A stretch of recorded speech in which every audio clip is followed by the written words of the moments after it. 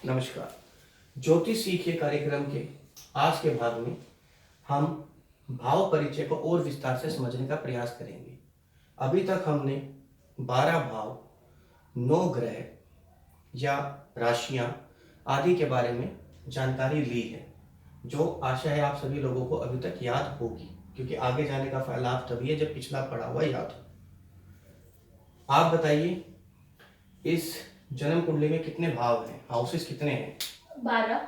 12। और हमारे ग्रह कितने हैं? 9।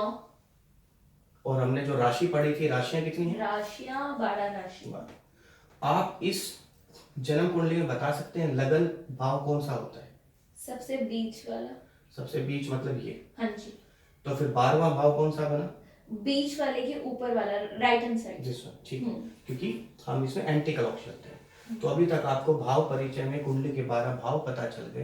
राशियों के नाम वगैरह भी आप अध्ययन करेंगे तो याद हो जाएगा। बार बार क्लास में दोहराएंगे तो औरों का समय खराब होता है। तो आज हम उससे आगे चलेंगे। तो आज हम क्या पढ़ेंगे? आज हम अभी तक हमने देखा कि हम कौन से भाव से क्या चीज को या क्या विषय पकड़ेंगे। अर्थात विवाह देखना है तो सप्तम, संतान देखनी है तो पंचम, धन देखना है तो द्वादश, कर्म देखना है तो दशम, इस प्रकार से। लेकिन ये सारे भाव क्या समान रूप से अच्छे हैं? जिस प्रकार एक कॉलोनी के अंदर 20-25 घर होते हैं, उसमें भी डिजायरेबिलिटी होती है कि ये कोने वाला मकान अच्छा है, इसके सामने अच्छा नहीं है। उसी प्रकार ये 12 भाव भी समान रूप से फल नहीं देते। तो गुरुजी, आपके कहने का मतलब ये है कि भाव भी अच्छे और बुरे होते हैं? भाव भी अच्छे और बुरे होते हैं, और विशेष तौर पर इनके अंदर कौन से ग्रह बैठे हैं। और जैसे सबसे पहले नाम से ही पता चल रहा है, दू स्थान। जैसे दू दुर्योधन, दुशासन, तो स्थान और दू यानी बुरे स्थान। तो कुंडली के 6, 8, 12 के जो स्थान हैं वो कुंडली में बुरे स्थान कहे गए हैं। कुंडली का छठा भाव कौन सा होगा? अगर यहां से शुरू करेंगे तो आप बताएं।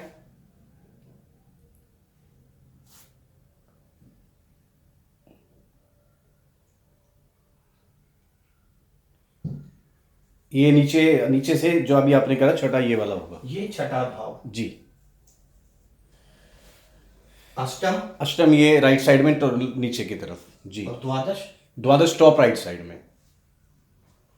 दो स्थान अर्थात जन्म लगन में।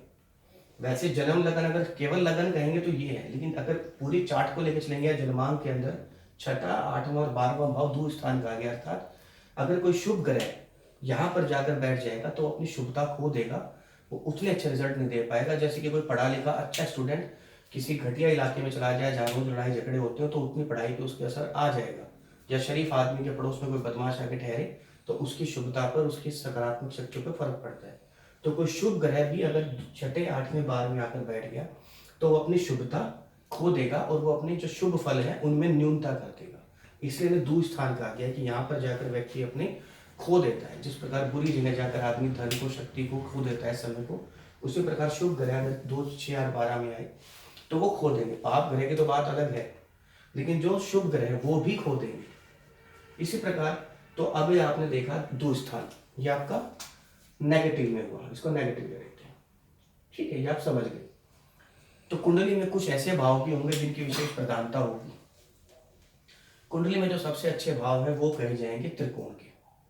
त्रिकोण कैसे बनेगा? आप इस चार्ट को हटा के अगर एक ट्रायंगल बनाएंगे ऐसे, तो 1, 5 और 9, 1, 5 और 9 हाउस ट्रायंगल बनेगा। ट्रायंगल बनाना ऐसे, तो ये टॉप का, ये 5th और ये 9th।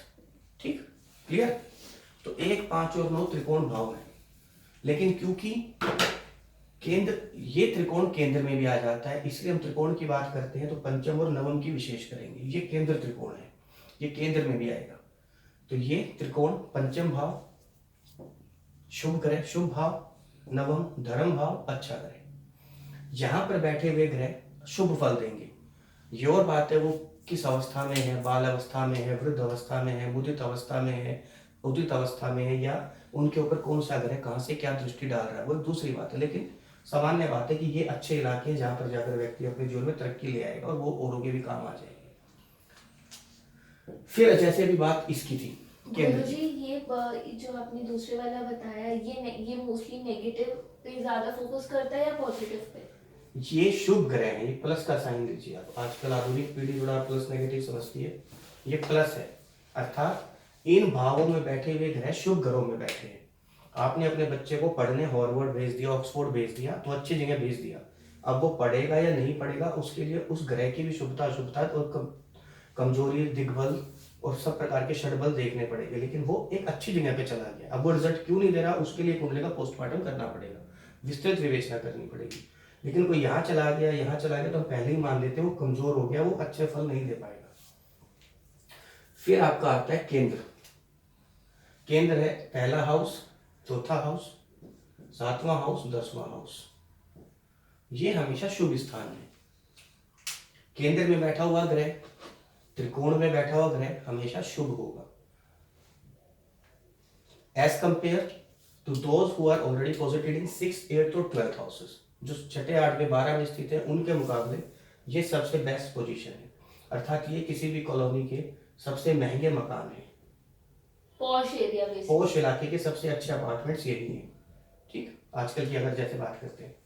फिर इसके बाद एक केंद्र तो बना, अगर आप देखेंगे 1, 4, 7, 10 का केंद्र क्या होता है, 4 का संयोग।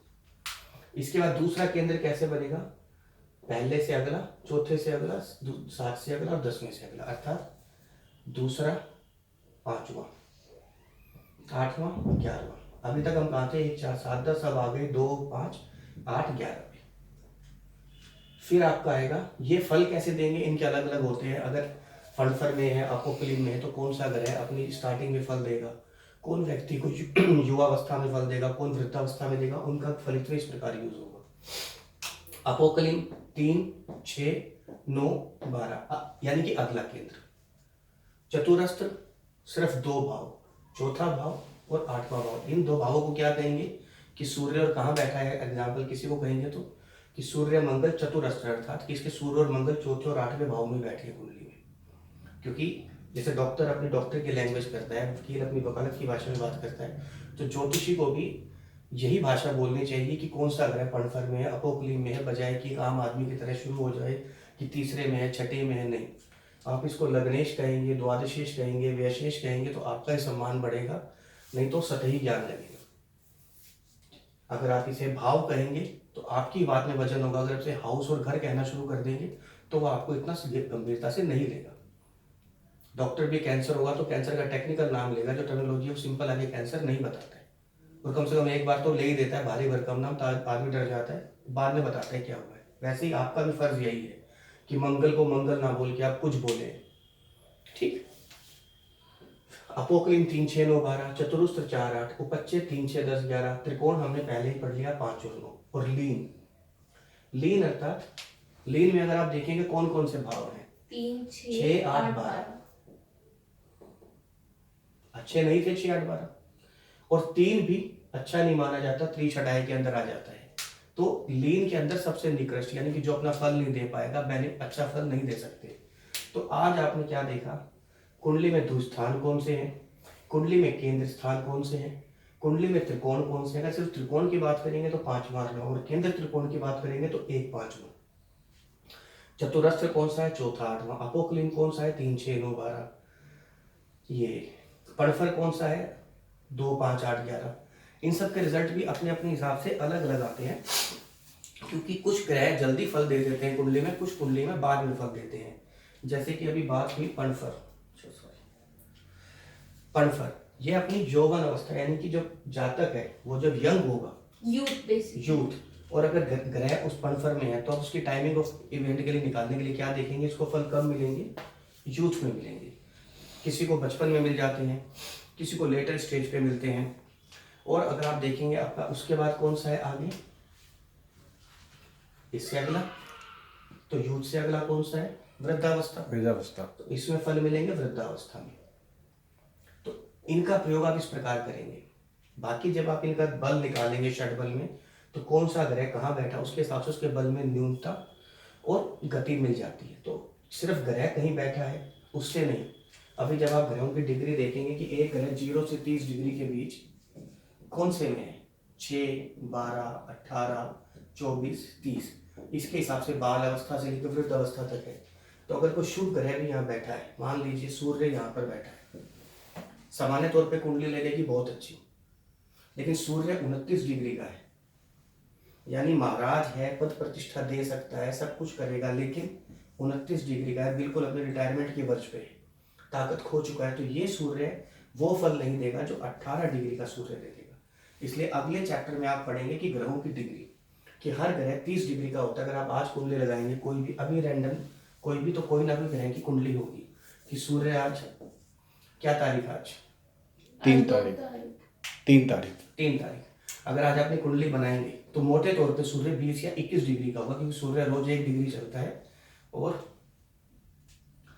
क्योंकि सूर्य रोज 1 डिग्री चलता है, और सूर्य का एक सिद्धांत है कि 14 या 15 तक जनरली सूर्य अपनी राशि की संक्रांति कर लेता है, कभी कभी 17 तक आते हैं, 14 या 15 हो जाती है। तो 14 या 15 को आया हुआ सूर्य आज 20 डिग्री का है। अगर 20 डिग्री का सूर्य यहाँ पर आ रहा है 18 से 24 के बीच, ये फिर भी फल दे देगा, लेकिन 24 से 30 और 0 से 6 के बीच फल आने में मुश्किल है, क्योंकि वो उसको खुद के लिए समय चाहिए होता है।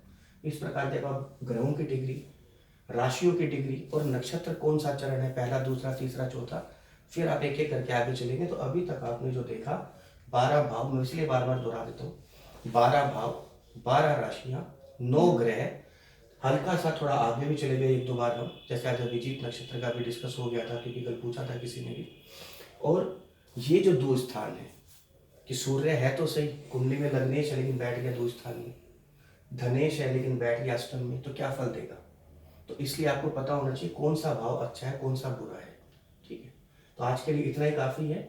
अगली बार जब पढ़ेंगे आगे हम चलेंगे ग्रह परिचय को लेते हुए कि ग्रह कौन कौन से भाव के कारक हैं, किस किस वस्तु को प्रतिनिधित्व करते हैं, साथ ही कितने डिग्री के ग्रह को क्या कहते हैं।